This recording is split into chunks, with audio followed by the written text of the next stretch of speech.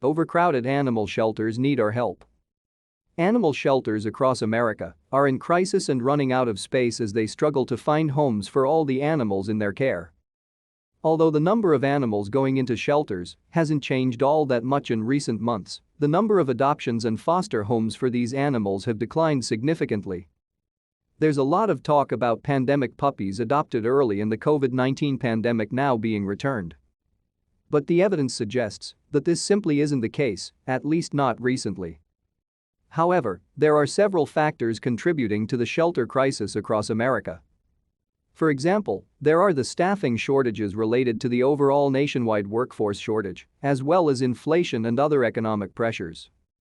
According to the research firm Nielsen IQ, pet food was roughly 12% more expensive at the start of 2022 than it was in early 2020.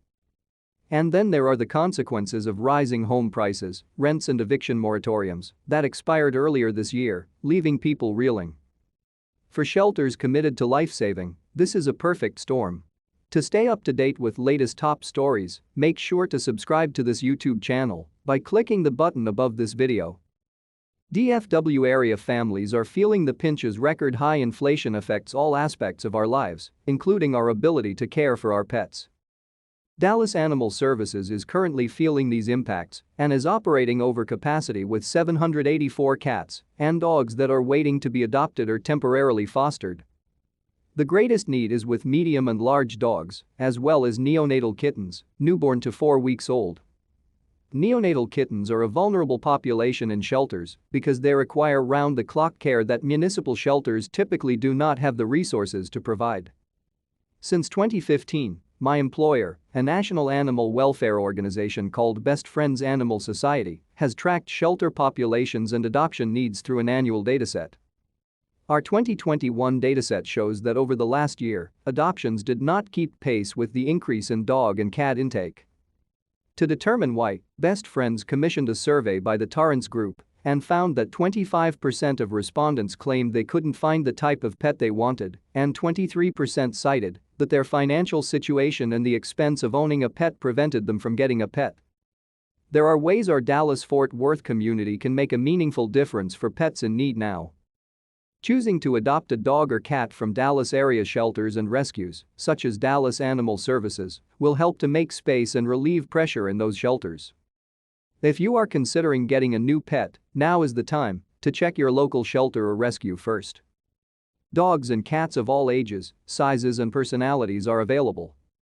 Area shelters and rescues need more adoptions to continue to reduce critical overcrowding and to increase life-saving.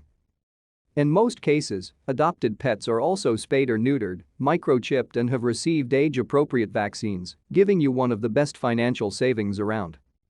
If you are unable to commit to adoption, temporarily open your home to a foster pet through your local shelter or rescue organization.